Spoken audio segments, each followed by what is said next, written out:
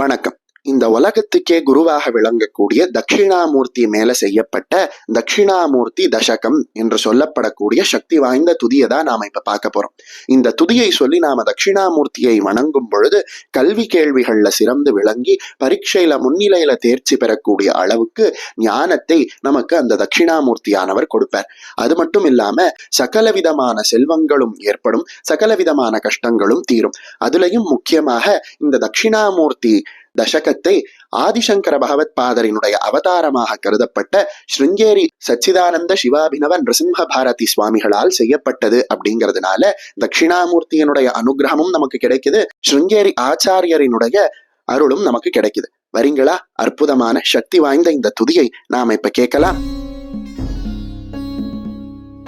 पुन्नागवारिजात प्रभृति सुमस्रग्विभूषित ग्रीवः पुरगर्वमर्दनचनः पुरतो मम भवतु दक्षिणामूर्तिः पूजितपादाम्बुजातः पुरुषोत्तम देवराजपद्मभवैः पूगप्रदः कलानां पुरतो मम भवतु दक्षिणामूर्तिः हालाहलोज्ज्वलकलः शैलादिप्रवरगणैर्वीतः कालाहङ्कृतिदलनः पुरतो मम भवतु दक्षिणामूर्तिः कैलासशैलनिलयो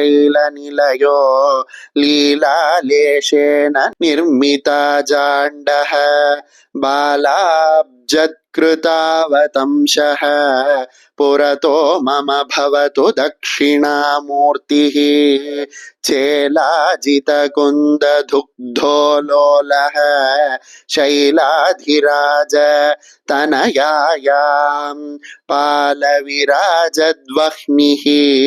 पुरतो मम भवतु दक्षिणामूर्तिः न्यक्रोधमूलवासी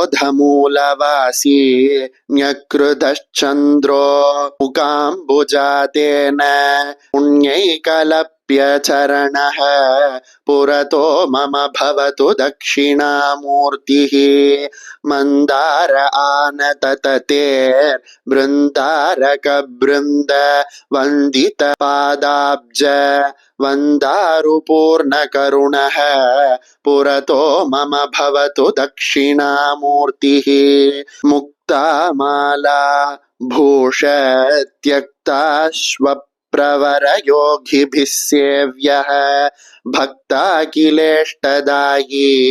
पुरतो मम भवतु दक्षिणामूर्तिः मुद्रामालामृतघट पुस्तकराजत्कराम्भोजः मुक्तिप्रदाननिरतः पुरतो मम भवतु दक्षिणामूर्तिः स्तोकार्चनपरितुष्टः शोकापः पादपङ्कजस्मरणः लोकावनकृतदीक्षः पुरतो मम भवतु दक्षिणामूर्तिः इति श्री सच्चिदानंद शिवाभिनव नरसिंह भारती स्वामिभिः विरचितं श्री दक्षिणामूर्ति दशकं संपूर्णम्।